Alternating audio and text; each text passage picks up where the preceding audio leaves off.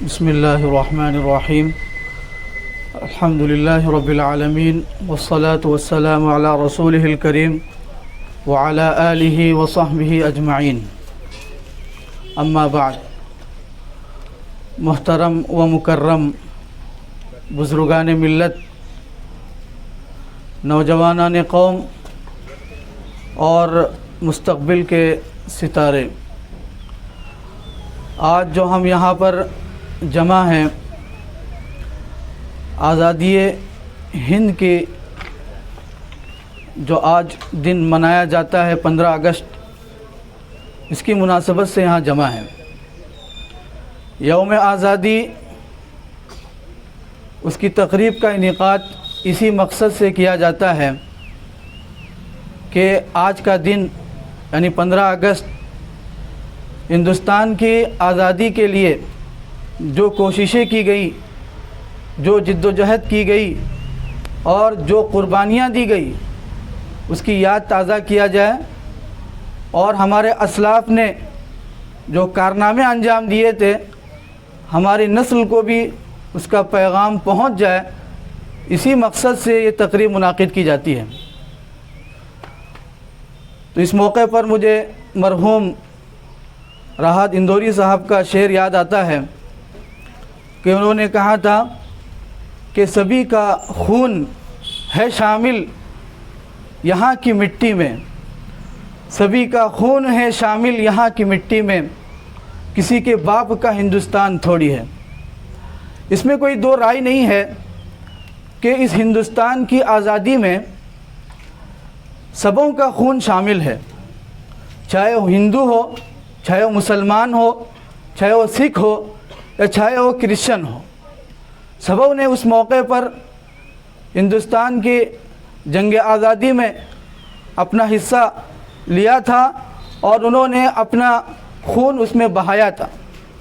لیکن اس بات کو فراموش نہیں کیا جانا چاہیے اور اس بات کو ہمیشہ یاد رکھنا چاہیے کہ انگریزوں سے مقابلے میں پہل کس نے کیا؟ انگریزوں سے مقابلے میں پہل مسلمانوں نے کیا.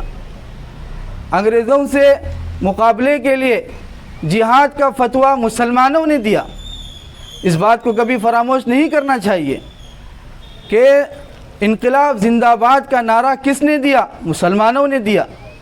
اور اسی طرح سے وطن کی محبت ایمان کا حصہ ہے، یہ پیغام کس نے دیا؟ مسلمانوں نے دیا. اور اسی طرح سے سرزمین کے تعلق سے جو پیغام دیا اور جو جذبہ ہمارے اندر پیدا کیا، مسلمانوں نے پیدا کیا کہ اس سے محبت ہونی چاہیے، الفت ہونی چاہیے اور سارے جہاں سے اچھا ہندوستان ہمارا، یہ پیغام اور یہ ترانہ کس نے دیا؟ مسلمانوں نے دیا. لیکن اب آج افسوس ہوتا ہے کہ اتنا سب کچھ کرنے کے باوجود آج مسلمانوں سے بیر ہے، آج مسلمانوں سے شکوہ شکایت ہے اور ان کے تعلق سے دوسری رائے رکھی جاتی ہے. جبکہ جب پڑا وقت گلستاں پہ تو خون ہم نے دیا، جب پڑا وقت گلستاں پہ تو خون ہم نے دیا، جب بہار آئی تو کہتے ہیں تیرا کام نہیں. مسلمانوں نے مکمل طور پر جدوجہد کی اس ہندوستان کو آزاد کرنے کے لیے اور اپنے تن من دھن کو لٹایا اور اسی طرح سے اپنے بال بچوں کو قربان کیا اور اپنی جانوں کو قربان کیا.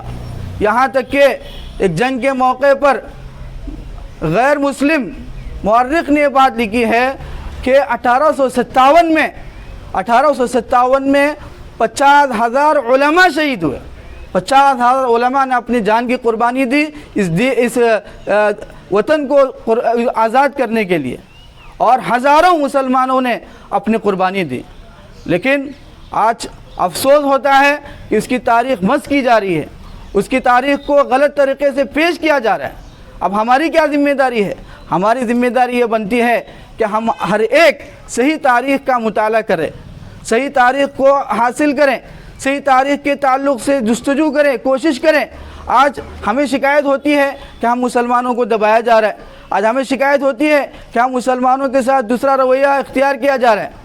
لیکن سب سے بڑے اس کے ذمہ دار خود ہم ہیں، اس لیے کہ ہمیں اپنی تاریخ سے معلومات نہیں، ہمیں اپنی تاریخ کا علم نہیں، ہمیں اپنی تاریخ سے واقفیت نہیں، تو سب سے پہلی ضرورت ہے، وقت کا تقاضا ہے کہ ہم خود اپنی تاریخ سے واقف ہوں، صحیح تاریخ سے واقف ہو۔ جو میڈیا میں بات چلتی ہے اور اس کو پیش کیا جاتا ہے وہ صحیح نہیں ہوتی۔ ہمیں اپنے اسلاف نے جو کتابیں لکھی ہے اس کو پڑھنا ہے، اور اس پڑھ کر کے اپنے بچوں تک اس پیغام کو پہنچانا ہے، اور غیر مسلموں تک وہ پیغام پہنچانا ہے۔